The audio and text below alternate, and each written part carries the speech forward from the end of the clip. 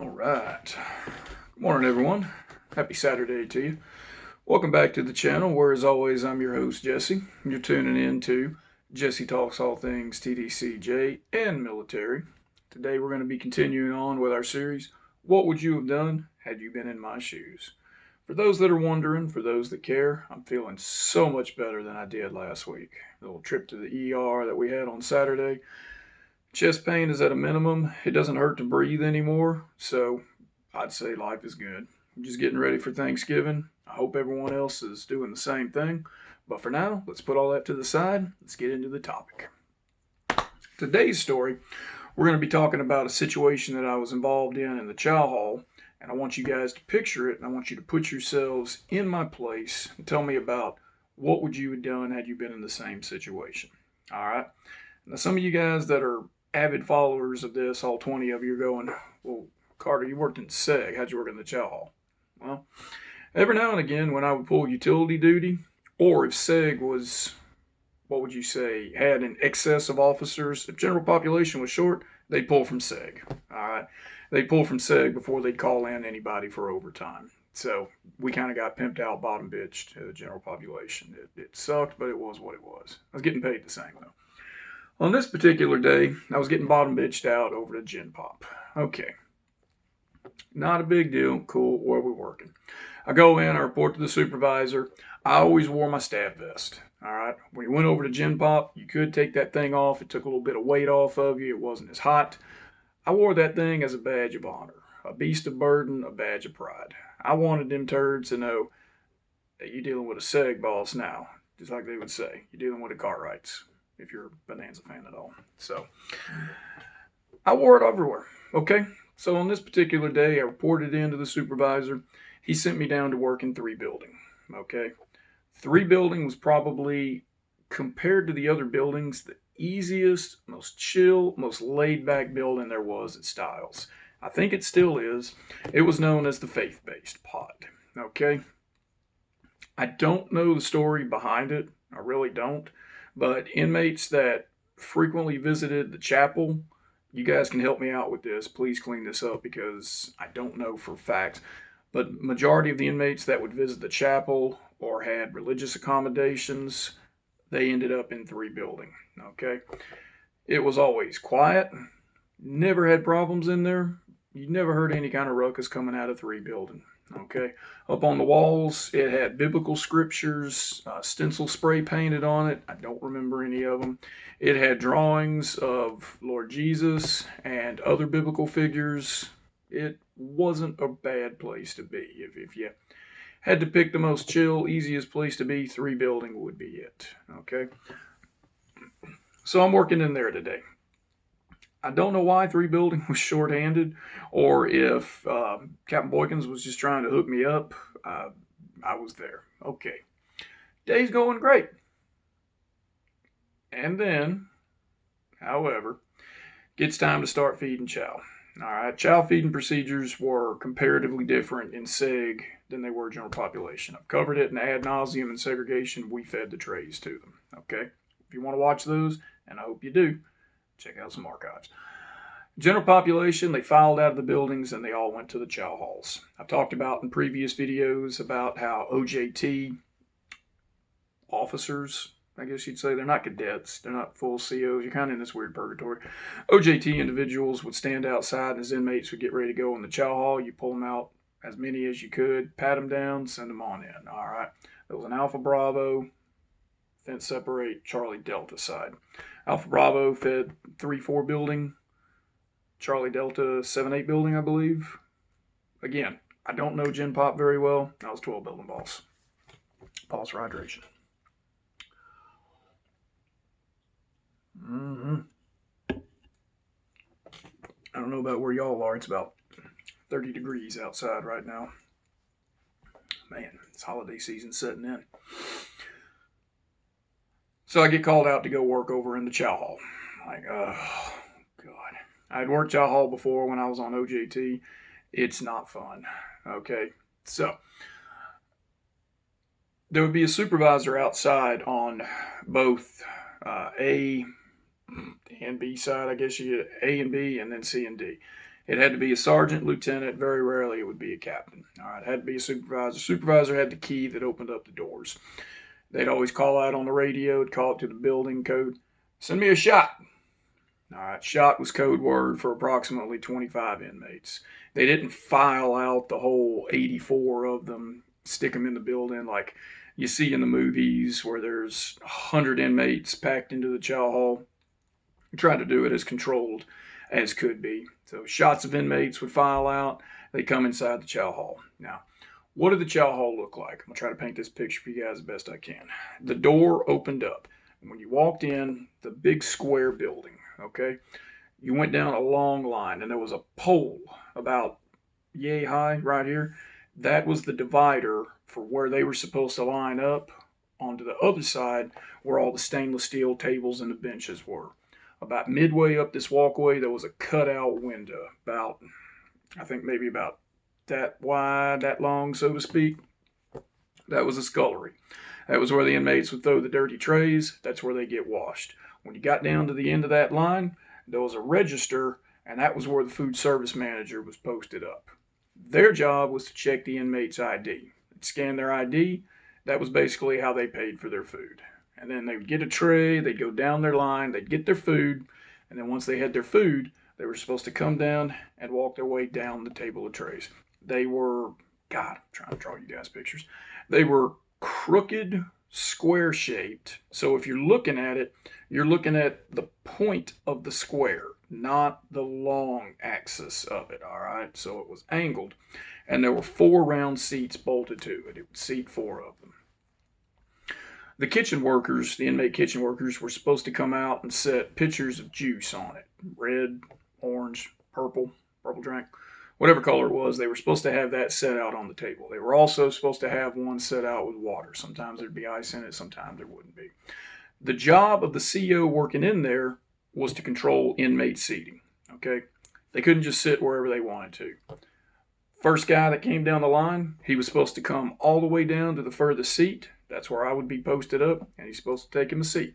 Next 2, 3, 4 inmates, they're supposed to fill in that table. 5th inmate, he's supposed to take that table, because you say behind them, working away from it, okay? Behind me, where that first table was the wall. The wall was glass rocks. You could see in and out of it. That way, supervisor could see me, I could see the supervisor. Wasn't really a damn thing the supervisor could do, because once you were in there, you're locked into it. And that supervisor was mainly concerned with controlling the flow of inmates coming in and out of there. It was my job to control the Chow Hall, okay? What would happen is inmates would test you, all right? They'd start trying to sit wherever they wanted to. If you didn't tell the inmate to get up out of that seat and come sit down here, the first one you did, he's going to give some lash, okay? He's going to run his mouth. You got to control that. If you let them sit wherever, man, they'd be everywhere. They wouldn't want to leave. You done lost control of it. Supervisor pop the door. You'd look in, see inmates sitting everywhere. Right up. Violated post orders. Once you took control of the first couple of inmates, told them where to sit, typically the rest of them, they'd follow in suit. They knew they weren't going to be able to get over on you. Cool. All right. Seg bosses were not popular with gen population, all right? And I wore that stab vest everywhere, and they knew. A lot of the guys that had been gen pop, they had been in Seg on temporary disciplinary status. They weren't permanently assigned to it. So they knew the sign of that stab vest was a Seg boss. And on this particular day, I had gone in. You're supposed to inspect the tables, okay? I'm supposed to go up to them, look up under them, make sure there's no shanks, knives, weapons of mass destruction anywhere in there. A lot of times you didn't have time to do that.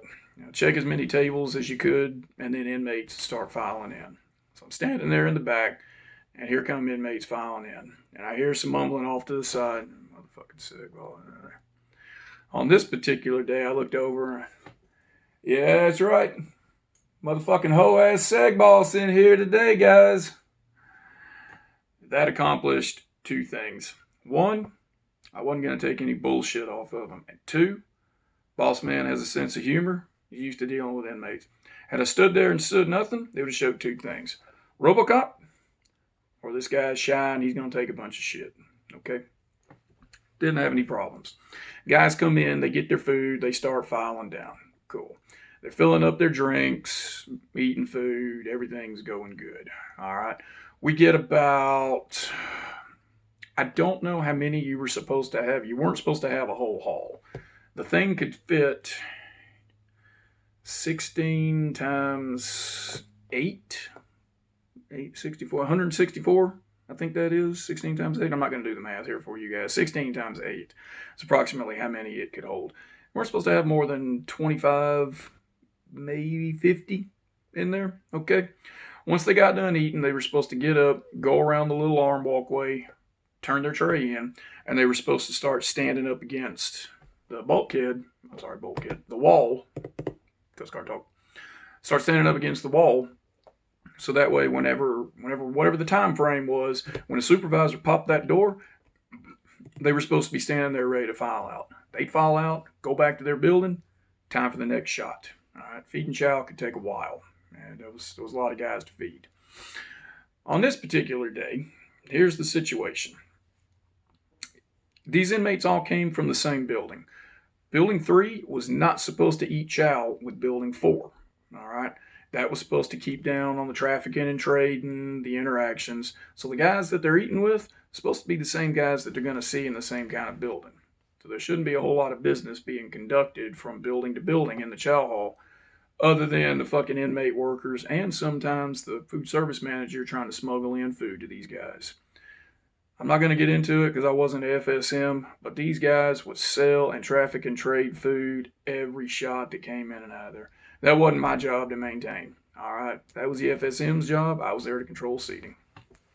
This particular situation, inmates are getting finished eating. It's close to the end of the shift. Now, when it first starts coming in, it's rock and roll. Hey, come on, finish up eating. Get that tray over there. Man, hold up, boss man, I ain't doing it. Get your tray, get it in the scullery, get out of here. All right, it is rock and roll. Trying to get them in and out because you didn't have all day to feed these guys. So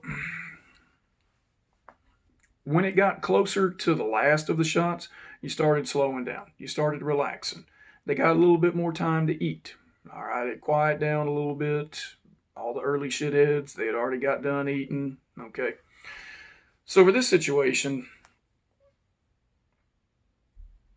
there was a table that had 3 individuals that were still sitting at it. Most of the guys had already gotten up and had turned their trays in. All right. Some of them were still finishing eating. I think this was the next to, or if not the very last shot from it. All right. I was tired. I was pretty chill. Those chow halls, man, they were fucking nasty. It wasn't like going to Piccadilly or Luby's cafeteria. It would be hot, humid from that scullery, smells from that food that they were cooking, plus all the smells of them dudes filing in and out of there, plus me, as stinky as I could be. All those smells intermixing in this building with no ventilation, just bad, okay, just a cesspool of smells. All right, so it was easy to get kind of lazy in there.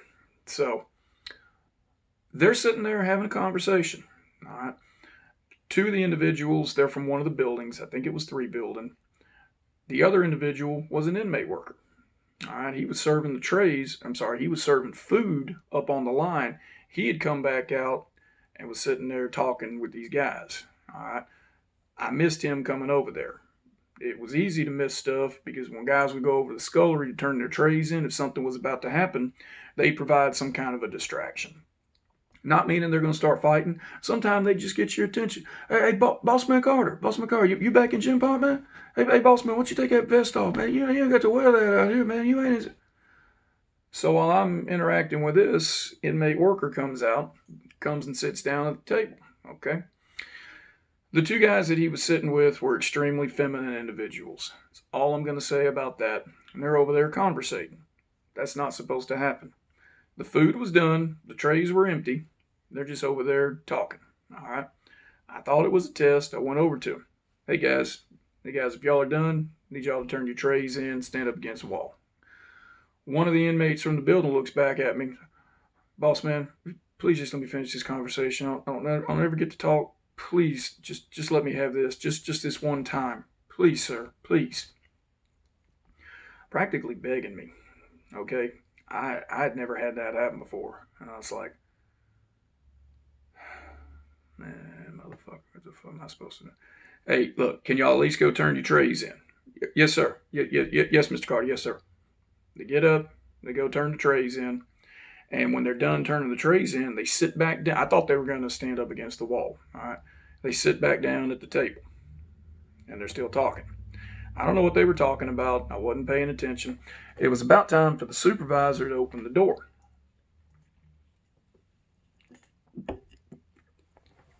Come over to him again. Hey guys, y'all about finished up here? Need you to get along the wall. You know, that door's gonna be opening soon. Mr. Carter, please just let us finish up here. All right. I turned a blind eye. I just looked over at the guys standing on the wall. Nobody was giving me any trouble. Nobody really staring at me. They were just having mild murmuring conversations. Look back out the glass rock, looking out. Sarge is standing out there. He's doing his thing. I'm just letting him do her thing. Big no-no. Okay? I was letting game get done right there by me. I don't know what they were talking about. Never found out. Okay? They get done. And it worked out just fine because right as they were getting done with their conversation and getting ready to get up and start walking off, the door pops open, inmate starts filing out. I'm standing there, and not the one who was talking to me, the other one who didn't say anything to me as they walked past. He just goes past. Appreciate you, boss. Goes on around the walkway. They head on out.